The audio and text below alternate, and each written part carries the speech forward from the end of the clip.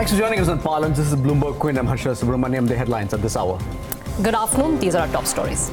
The Nifty holds steady above the 10,800 mark as most sectoral indices stay in the green. Donald Trump and Kim Jong-un arrive in Singapore for their historic bilateral meet tomorrow. US President Donald Trump leaves the G7 summit in disarray. His advisors accuse the Canadian Prime Minister of deceit. Truck and bus sales outpace passenger vehicle sales in May, grows more than 40% over the same period last year. And Bharti Airtel extends its lead over others in telecom revenue market share, shows the latest data released by TRAI. We'll get to all of that in a moment, but a quick check on how the markets are faring. Neeraj is here, as always, to tell us where things are headed. Yeah, not too bad. Honestly, one would have thought that maybe the trade war rhetoric would have impacted, but no such impact. We started off okay, flattish, but since then have gained, and banks too have performed well. I must say though that the set of gainers has changed. In the morning, stocks like HCL Tech and Tech Mahindra were top of the pile. HCL Tech is now in the red, incidentally. So the intraday move for some of the IT names hasn't been the most spectacular, but Ultratech and Grasim doing well.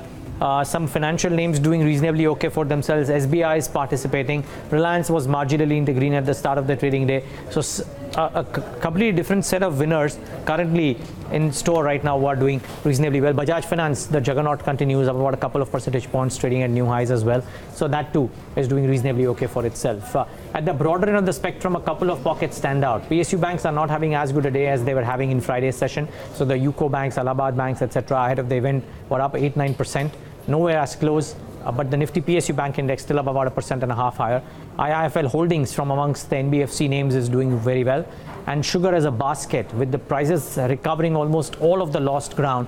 They've gained, the sugar prices are up about 25% from the recent lows in a matter of 10 days. And that's having its impact on the sugar names. So Balrampur, Dwarikesh, you name it, bunch of sugar names are doing extremely well for themselves in the session today. Volumes, well, par for the course, nothing too dramatic. At some point of time, we'll get to know whether the F&O volumes nudge that 5 lakh crore mark or no. For now, about 3 lakh odd crores on the volumes front. The cash market volumes, though, a bit lower than what would have been hoped for. Volatility just about very flat.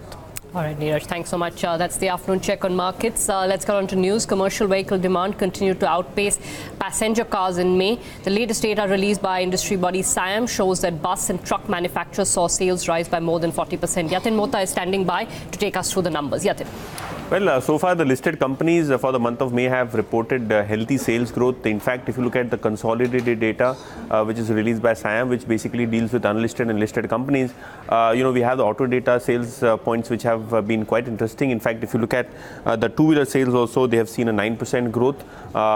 We have important companies like, Honda release their sales data along with Yamaha. So the entire industry in the two-wheeler space has grown at a healthy, 9.2%. Trucks and buses sales continue to gather momentum. In the last 2-3 months, you've seen strong double-digit growth. This time also in the month of May, SIAM has, indicated a 43% sales growth for the trucks and buses segment. And similar is the case with both passenger, vehicle sales and the passenger car sales. Both of them are up nearly 19%. And we have the SIAM, which is the auto industry body, which has said that the momentum will be similar, moving forward as well. So healthy commentary coming in there as well. So clearly we have the healthy monsoon, overall infrastructure, demand, and in general the buoyancy in the rural markets, clearly having a positive impact as far as auto sales in India are concerned for the month of May. So commercial vehicles, if you look at the data very closely, you will find it's a very strong growth. However, it has to be seen in the context of last year, same period. There was a huge disruption in the market because we were moving from Euro 3 to Euro 4 and not much components and systems were available in the market. As a result, people could not manufacture vehicles, the commercial vehicles. That is what is getting reflected to some extent. However, generally also, the commercial vehicle market, I think, has started picking up, and we are expecting that this year we are going to end commercial vehicles industry growth in a significant way. positive way. And sir, as far as the two-wheeler vehicle segment is concerned, what has been the growth pattern as far as the rural and the urban markets have been concerned? Can it be said that the rural market has driven the growth this time? Yeah, I think last few months we are seeing significant upswing in the rural market. To a large extent, that is getting reflected in the motorcycle sales. However, the other thing that was very interesting happening was, see, we look at urban and semi-urban and rural are clubbed together. So in semi-urban area, a lot of scooters were also selling. So keeping this in view, both motorcycle and scooters and mopeds are doing well. Scooters, this month we have seen some inventory correction, so scooter numbers are not so encouraging. But motorcycles have and the mopeds have done very well. Overall two-wheeler segment has done well. And so going forward, as far as we see the rising oil and the commodity prices, what exactly can be the impact on the industry? If I can get your perspective on that. See, oil price rise, we feel that there is some relation in the sense that when the price goes beyond certain tipping points, the price rise will impact the automobile demand. But otherwise, under normal circumstances, the cross elasticity of demand is not very strong. So from that point of view, we have still not seen any impact of oil price rise on vehicle demand.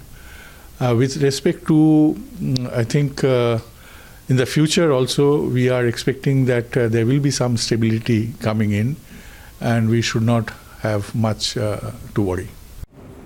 Okay.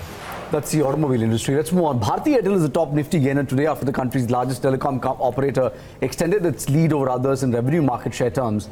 Airtel held nearly 30% of the total market share at the end of the last financial year. Right? That's according to TRAI data. And Samit is standing by to give us a sense of the market share positions. Samit. So if you see in the March ended quarter, Bharti Airtel has surprisingly gained market share over the other operators. And in the fourth quarter, the market share stood at around 29.12 basis points. And this is a gain of around 100 basis points compared to the last quarter. Now this jump in market share could be because the base for the fourth quarter is lower, as Aircel did not report its revenue to the regulator, as the company has filed for bankruptcy in the Feb end. So that's the reason that could be the jump in the market share is around 100 basis points, and that is the reason for that. However, even after adjusting for Aircel's revenue in the last quarter, Bharti Airtel has gained only 9 basis points of revenue market share compared to the last quarter. Now, among the other operators, if you see, Reliance Jio has now become the second largest operator in India with around 25.55% market share in the fourth quarter, while Vodafone India gained market share to close to 20.94% compared to last quarter, while Idea's market share declined to 16.58%. Now, the top 4 operators control more than 90% market share in the fourth quarter of financial year 2018.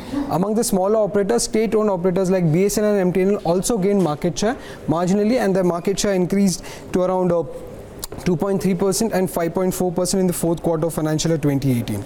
Now for FY18, if you see the data, you can see how Reliance Jio and from which operators Reliance Jio has gained market share. Now Reliance Jio's market share for the financial year 2018 stood at around 14.2%, and if you compare it with FY17, you can see that it has equally gained market share from the larger operators and from the smaller operators. It gained around 7.3 percentage points from the larger operators and around 6.9 percentage points from the smaller operators. For the financial year 2018, Bharti Airtel's market share stood at around 30%, while that of Vodafone and Idea was close to 21.6% and 18.1% for the financial year 2018.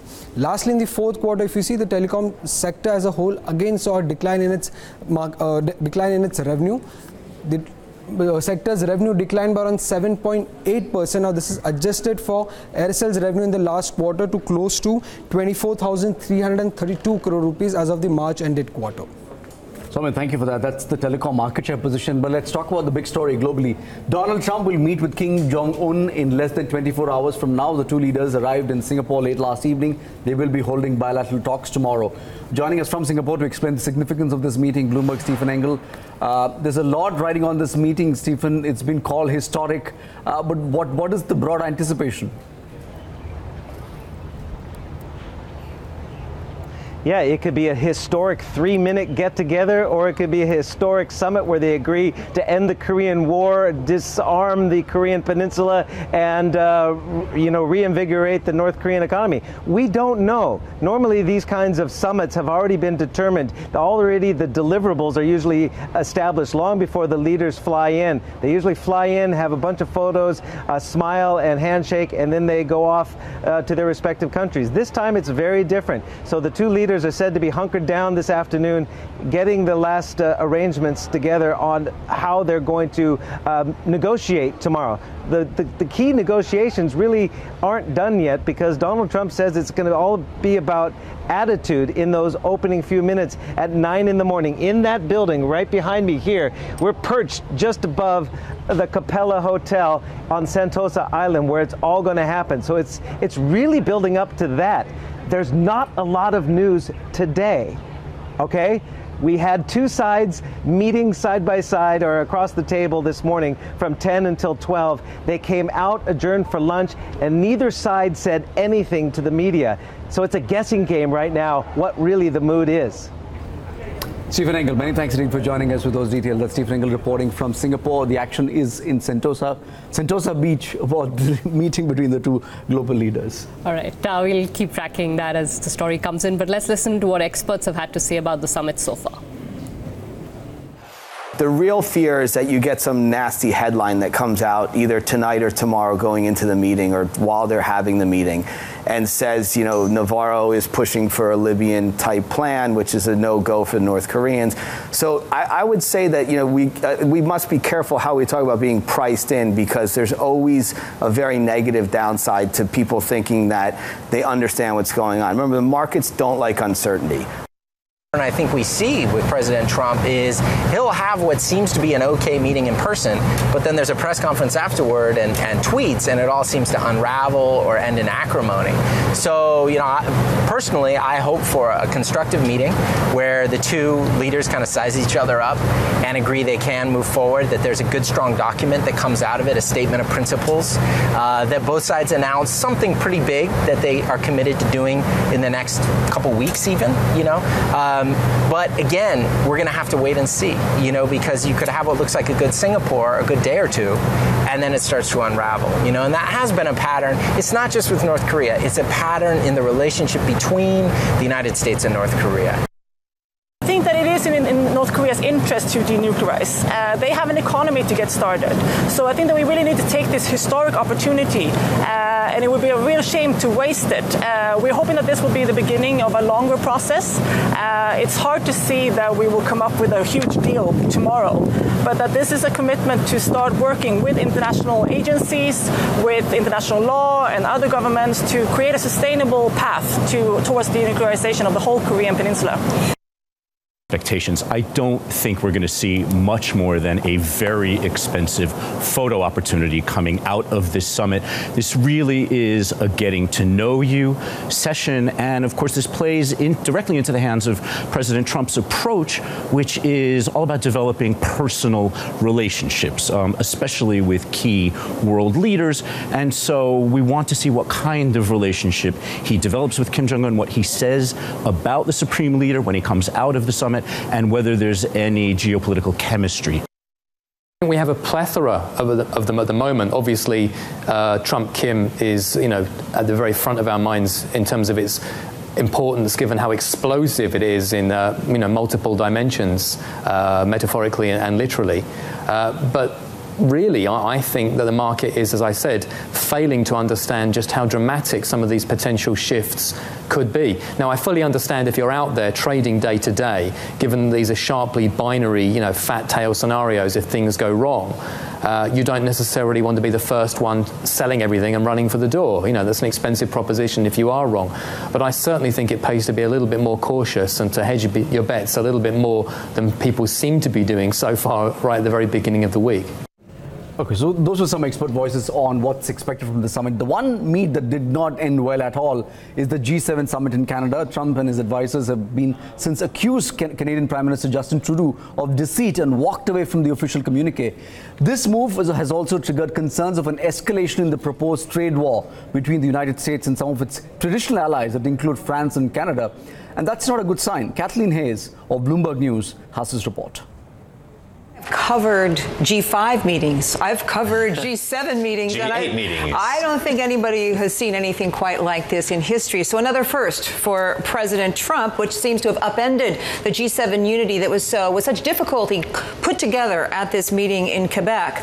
And in fact, the statement itself had been put together, a joint statement. And part of the reason they could put it together is because President Trump was allowed to abstain from climate pledges, and it would look like it was all going to be signed. Justin Trudeau came out of the meetings and said that Canada had been insulted by the threat of tariffs on U.S. autos, right, coming into the United States. That's a big, big deal for Canada, of course, and that they would proceed with retaliatory tariffs if Trump would go ahead with these tariffs on them. So next, President Trump is on Air Force One, and he's heading over to Singapore to get ready for his big summit with Kim Jong-un, and he tweeted out that he was ordering his staff not to sign the G7 statement due to Trudeau's false statements. The reaction from foreign leaders starts with Agence France picking up news that President Macron of France's office was critical of Trump, saying that international steps cannot be dictated by insult and anger. Larry Kudlow, the president's chief economic advisor, said this about what Trudeau had to say on CNN on Sunday. Stab this in the back. He really actually, you know what? He did a great disservice to the whole G7. He betrayed. Trudeau did. Yes, he did, because they were united in the G7. They came together. And basically, Larry Kudlow also said that, in effect, President Trump had to strike out because what Trudeau said was undermining President Trump ahead of this very important summit. All right, I think those pictures coming out of the summit sort of said it all, and the kind of picture that speaks more than 1,000 words. But let's move on back to news back home. V-Mart is looking to spread its reach in small villages and towns across the country. The online presence will also play a role in the country's most profitable retail chain, which is looking to expand further. PR Sanjay, Bloomberg News, joining us with the details of what he's picked up from the company. Ira, this news is coming after the deal of Walmart Flipkart. So where Walmart is saying that they would want to digitize Kirana stores, the last leg of retail chain, which they can't ignore. Over 80% is businesses coming from such kind of Kirana stores or mom and pop stores, where V-Mart is now actually represented the other India, where 80% of this 177 odd stores still in tier 2 to tier 4 cities. So they would want to increase these stores every year. They want to increase by 30 to 40 stores, and they would be investing around 3 billion rupees, and they would want to boost the presence because now they feel that there's an aspiring middle class is emerging, which would want they're going for a fashion retail as well.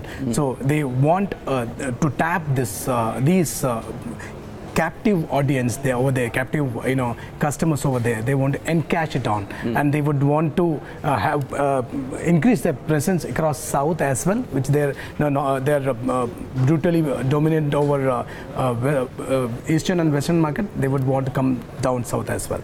They have no plans of moving to the bigger metros?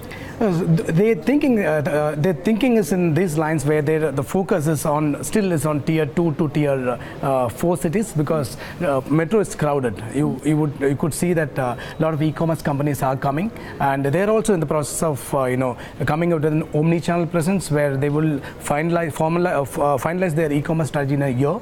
So at present they want to focus on the other market, the other Indian market, which is tier 2 to tier 4 cities. Sanjay, thank you so much for that. That's the story of V-Mart. All right, the US market regulator is said to have taken note of the alleged lapses at ICICI Bank. The US SEC reportedly has sought information from SEBI, according to the news agency PTI. Shraddha is standing by with more details on what PTI is reporting. Shraddha. Well, yes, clearly not good news for ICICI Bank, with number of agencies actually probing some of these alleged lapses only increasing, and now you have the US markets regulator, SEC, which has gotten involved as well. Why the US SEC? Of course, do remember that ICICI Bank ADRs are listed on the New York Stock Exchange. So PTI report says that SEC could seek further details from the Indian counterpart, SEBI. This, of course, has to do with the 3,250 crore loan that was made to the Videocon group, and allegations that Chanda Kochhar's husband got financial favors from the borrowers. Now you also have a couple of other agencies back home which are already probing some of these alleged lapses. You have the banking regulator RBI, and you have the Corporate Affairs Ministry, which are already said to be looking into the matter. That apart, you have CBI, which had earlier registered a preliminary inquiry against Chanda Kochhar's husband and others. And remember, they had also questioned her brother-in-law in April. Late in May, an independent probe was also ordered by the ICICI Bank board. That was on the back of the whistleblower complaints. We just have one more agency which has come into the picture now. Right, Shraddha, thanks so much for that. That's ICICI Bank. Meantime, the country's public sector bankers continue to grapple with a number of issues. There was a meeting on Friday where bankers from the western region mostly met up and also met with the interim finance minister, Piyush Goyal. Joining us on the phone line to talk about some of the issues that were discussed there is Mr. V.G. Kannan of the Indian Banks Association. Good afternoon, Mr. Kannan. Thanks for joining us. Sir, I want to talk about two or three things that were discussed at this meeting. One of them was this proposal of an AMC or an ARC where banks perhaps hold equity which can hold stressed assets of these banks. So my question to you is that this has been debated in the past. The resolution process is now underway. Why are banks again going back to an idea which in the past has been rejected, sir? No, I won't say it has been totally rejected. As in the past, as also now, one of the issues is going to be the funding. But we also felt that going through a proper resolution process through an AMC could be a faster means of getting the issues resolved. And the time taken in the NCLT process, though, is a very finite process of 270 days. And we have seen the way the things have been delayed for long. So the purpose is to have a vehicle where all the banks together can sell the asset or get the asset managed. And the funding would be done only partly by the bankers, but mainly from, say, maybe an outside agency. And the entire funding will ensure that the bankers are in a position to get the relief at the earliest. So this is in a very preliminary stage. I can't say that there is a final decision that it has been decided to form, but the exploration is going to be considered right now. Mr. Kannan, even if this were to bear fruition, could you explain to us how do you think an ARCIL or an asset reconstruction company or an asset management company would work, other than the issue of capital that you just explained? Hey, what happens is all the loans from all the books gets parked in with the AMC or the ARC at whatever be the markdown, and then the entire amount is given to the bankers. So what happens is this particular bank has got funds from partly from the banks and partly from the in the earlier scenario of ARC. What happens was when you sell it to an ARC, many of the ARCs were giving them only 15% cash, and remaining was coming by way of what's called SRs. And as per the new regulations, any SR above 50% if subscribed to by the bank, provision has to be made as per on the entire amount. So it was not serving the purpose. So through this means we want to have a clean break of the account from the bank to the AMC, and which will employ people with a requisite background and hopefully turn around.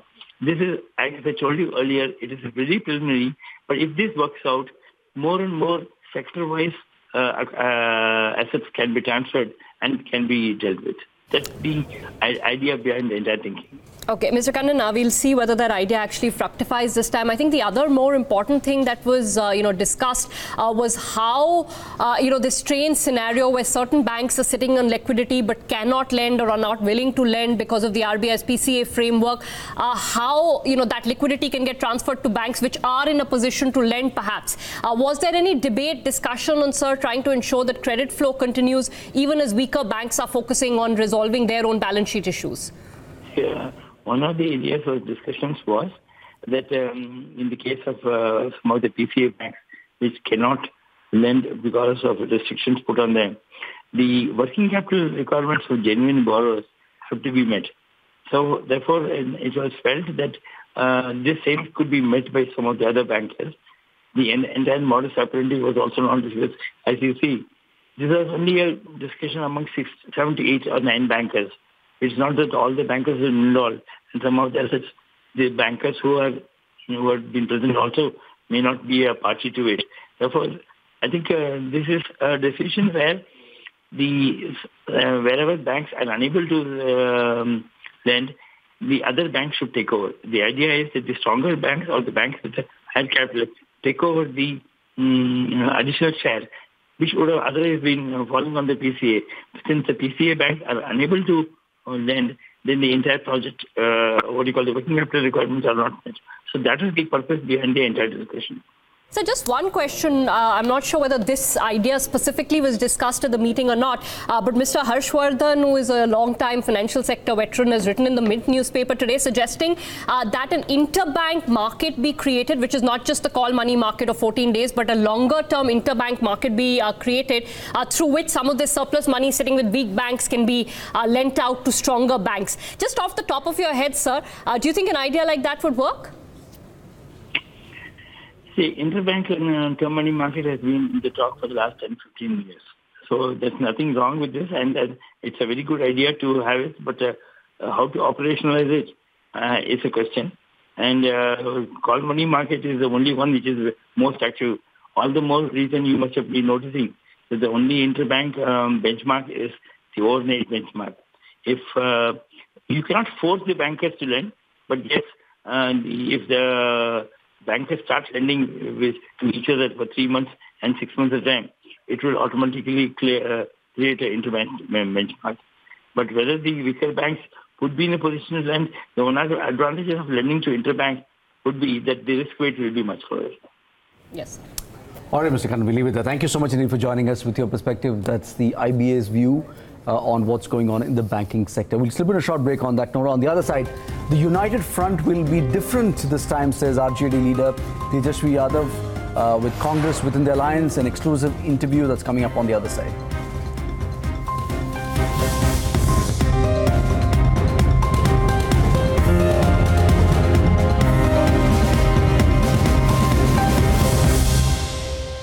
Welcome back. You're watching Power Lunch. Let's take a look at the headlines. The Nifty holds steady above the 10,800 mark. The mid-cap index outperforms with all sectors barring IT advancing in trade. Truck and bus sales outpace passenger vehicle sales in May, grows more than 40% over the same period last year. Bharti Airtel extends its lead over others in the telecom revenue market share, shows latest data released by TRAI. We'll check on how the markets are faring today. Steady ship on the benchmark indices, the mid-cap particularly, there is some momentum going. Agam is here with some of those key stock movers. Well, Harsha, it's a good start to this week. We are looking at the Nifty moving well above the mark of 10,800, as you can see on your screens, along with the 0.7% advance for the Sensex as well. The Bank Nifty is also moving up quite substantially, essentially and largely on account of the strength that we've seen in the likes of SBI. Now, in the broader markets, there are two sectors which are doing well, and that includes, the first one, of course, is the Nifty PSU Bank, which is the biggest gainer in today's day of trade. And the Nifty Media Index is not too far behind. That, as a matter of fact, is also up and about. Again, when it comes to your turnovers, largely average turnovers, not too much to speak for in terms of cash or, for that matter, the futures and options turnovers. However, in in terms of the biggest movers, for now, we are looking at substantial strength in Bharti Airtel. That's up as much as 7%, and a lot of strength coming in Bajaj Finance as well as Bajaj Finserv, moving up and also dragging pulling the indices upwards. So it's turning out to be a good trading session for those who are longs in the markets right now. All right, Agam, thanks so much for that. Those are the movers here halfway through the show. Let's move on to the bond markets. Indian bond yields crossed the 8% mark last week for the first time in over 3 years.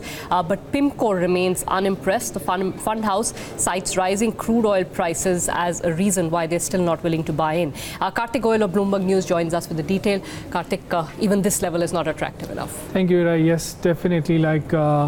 Indian bonds are now offering the highest yield among the major growing Asian markets, but some of the world's biggest fund managers, they still remain very unimpressed by the Indian bond yields. The reasons are very clear, the risk of oil prices adding to inflation and budget deficit, a weaker currency, still a very high supply of bonds is making all the foreign investors very about adding to positions of Indian bonds. Is this a position held by PIMCO? Are the others also following suit, or is there a little more optimism? So we spoke to a couple of foreign investors apart from PIMCO, Schroders and Aberdeen Asset. They also hold the same view that the risk is going into the year, the government may end up borrowing much more than what they have promised, what they have told the market. And so that will weigh on the bonds. That will lead to higher borrowings. That will weigh on the bonds, and there'll be higher supply of bonds at a time when the demand is still not there. This is predicated, I'm guessing, that oil prices will head higher. True. That's a situation. That's a basic premise that oil will remain high.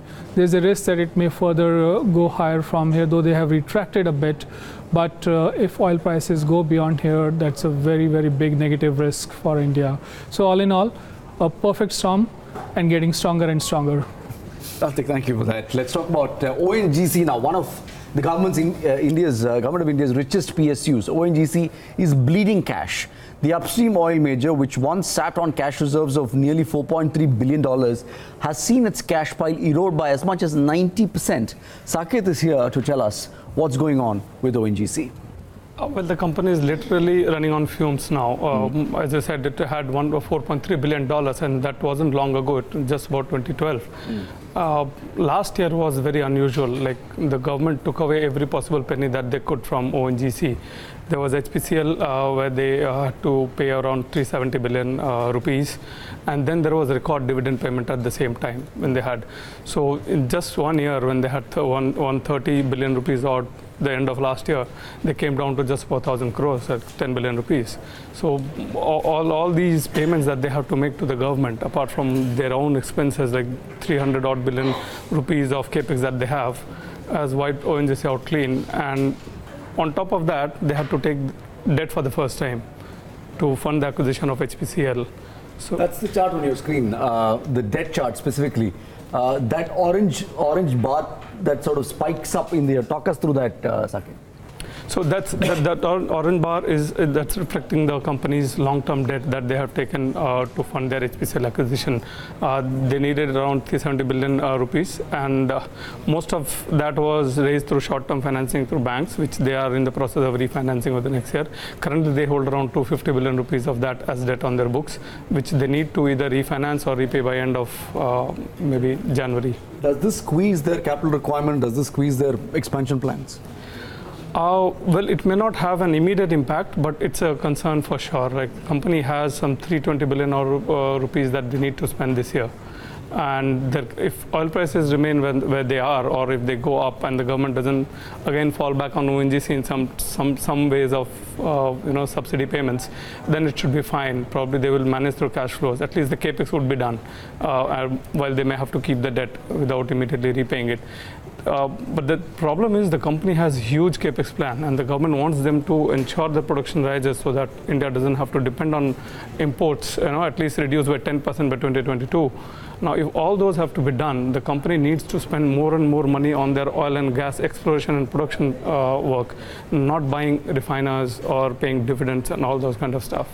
catch-22 situation there. Thanks, Saket. It's an interesting story. You can read it on BloombergQuint.com as well. Let's move on. DLF is confident that FY19 will be better than the last financial year. The real estate developer is now planning to focus on commercial real estate, an arm which was recently saw GIC pick up stake. Let's get details on what they are planning to do in this slice of the conversation. We've been consistent in our guidance to the markets. Last year we were talking about green shoots and also the overhang, the sentiment overhang because of many of the developers going belly up. That had impacted absorption levels in many micro markets where of course we are present. As things solve themselves out, we see a much better environment for sales to happen. And fourth quarter of ours actually reflected that. So I would actually contradict your comment that last quarter wasn't good. Actually, if you look at our last quarter, our gross sales was more than 1,000 odd crores. So things are much, much better than what they were a year back. And we hope as resolutions happen on many of the companies which were in the real estate space, the customer sentiment will become much more buoyant.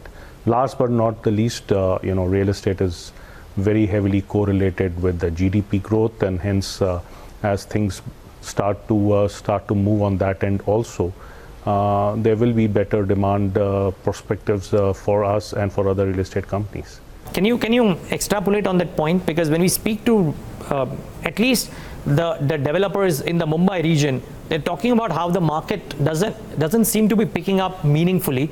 And here is it you who are saying that the residential market has picked up. Is it because of the regions that you're operating in versus some of the other buckets? Or is DLF as a company, by virtue of it being a large player and having the brand equity that it has, is able to do something that some of the others are not being able to?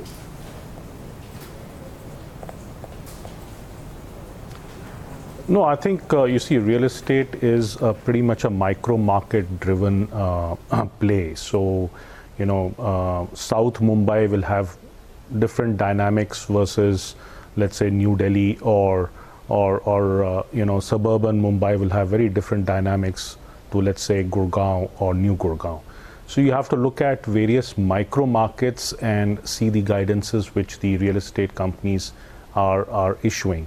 We usually do not issue any guidance, although in the fourth quarter we did issue a guidance where we said that we are now confident to give a steady state sales outlook of about 2,000 to 2,500 crores on an annual basis. So, things have improved, and we are confident that we should be achieving sales numbers of this magnitude as we go forward.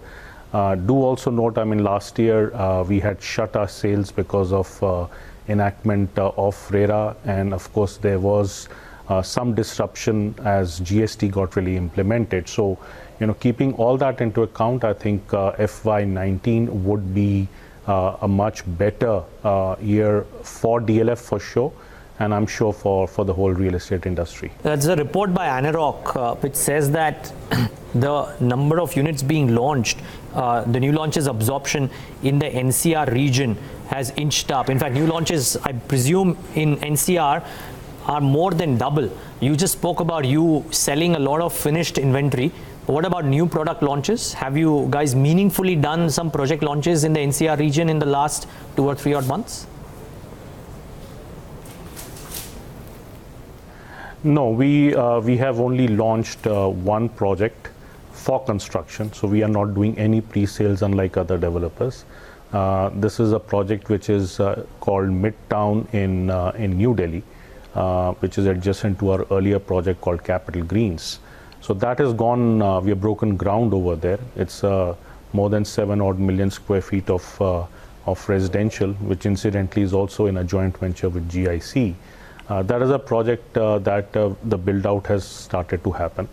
Other than that, we are right now concentrating on completing and delivering the finished inventory. So our focus is in a different fashion, because if you would know that now the accounting standards have changed, and hence for us capturing of revenue and profits on a POCM method would not be actually applicable. It will be on delivered product actually, so a completed method of accounting, and hence the faster we deliver and give possession to the customers, we are able to capture our revenue and margins over there. So our focus is a little different from other players, and hopefully I think that should reflect in our results going forward.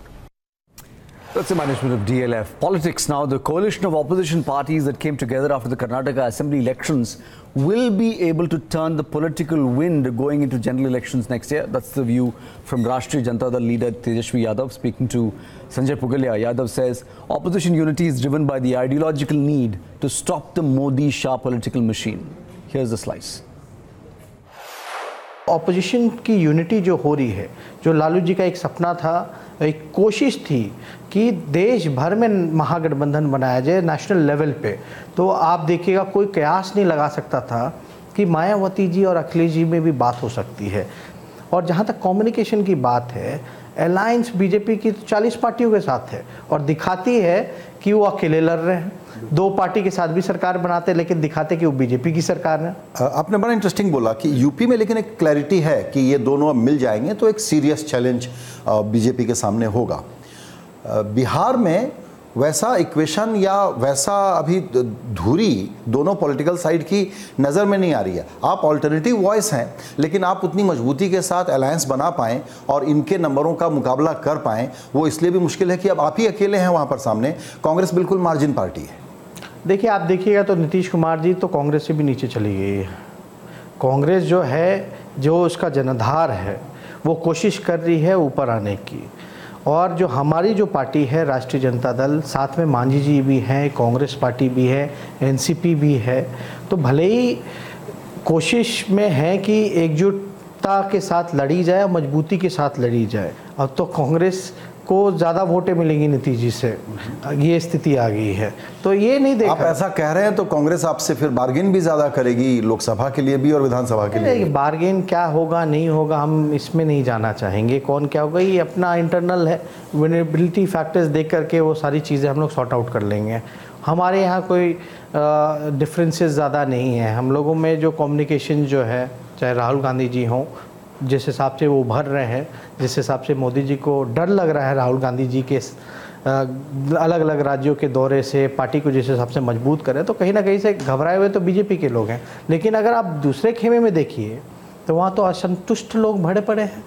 Nitish ji आप चाहते हैं कि वो चेहरा बने, Modi ji, BJP के लोग चाहते हैं मोदी जी का चेहरा बने, तो ये लोग तो आपस में ही लड़ रहे हैं, झगड़ रहे हैं। अभी आज सुनने में आया कि उपेंद्र कुशवाहा जी, इनके जो डिनर जो था वहाँ ये बॉयकॉट कर दिया डिनर में। वो चाहते नहीं थे कि नीतीश कुमार जी का जो चेहरा है, सेल्फ क्लेम जो नीतीश जी ने अपना अनाउंस करा दिया है कि वो चेहरा होंगे, तो वो तो चाहती ही नहीं है।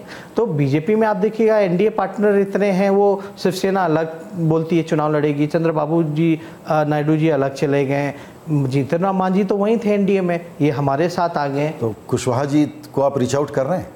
हम रीच आउट, देखिए डिसीजन तो आप देखिएगा कुशवाहा जी को लेना है, और जिस विचारधारा के कुशवाहा जी हैं वहाँ अपना समय व्यर्थ कर रहे हैं। वहाँ उस विचारधारा के साथ वहाँ जो गॉडसे को मानने वाले लोग हैं, जो आरक्षण विरोधी हैं, संविधान विरोधी हैं, वहाँ वो क्या कर रहे हैं हमको समझ में नहीं आ रहा है। बीजेपी की कोशिश ये है कि उस चुनाव को मोदी जी सेंट्रिक रखा जाए और सवाल सिंपल किया जाए वोटर से कि इधर तो प्रधानमंत्री मोदी जी जैसा व्यक्ति होगा जो बहुत ही स्मार्ट व्यक्ति है, सामने कौन, ये सामने कौन का क्या जवाब है, क्योंकि ये खिचड़ी सरकार होगी, इनके पास तो बहुत सारे प्रधानमंत्री हैं। देखिए, 2 चीज़ें हैं, मैंने पहले भी कहा कि जब गठबंधन में जब भी सरकारें बनी गैर भाजपाई, तो वो कांग्रेस उसमें इंक्लूडेड नहीं रही, इसलिए थोड़ा अनबन जो था, सरकारें जो बनी और अलग होते गए जब जनता दल था। लेकिन इस बार कांग्रेस की मेन भूमिका है ऑपोजिशन पार्टी को एकजुट करने की, लाने की। चेहरा कौन होगा नहीं होगा तो मनमोहन सिंह जी का भी कोई लोग नहीं जानता था चुनाव से पहले, लेकिन कांग्रेस ने 10 साल चलाया, मनमोहन सिंह जी ने 10 साल चलाया और देश को सुधारने का काम किया। तो ये बात सेकेंडरी चीज़ है। लोग ये जानते हैं कि जो पहला प्रश्न है, वो पहला प्रश्न ये है कि बीजेपी अगर रहेगी तो हमारा संविधान नहीं बचने वाला है। चाहे मोदी जी हों या कोई हो, ये तो जुमलेबाजी करते रहेंगे, आपके वोट को ये ठगने का काम करेंगे। Ather Energy, a Bangalore-based electric vehicle manufacturer, recently launched 2 electric scooters, the Ather 340 and the Ather 450. Nishant Sharma took one of them out for a spin to find out how they stack up against the average petrol scooter.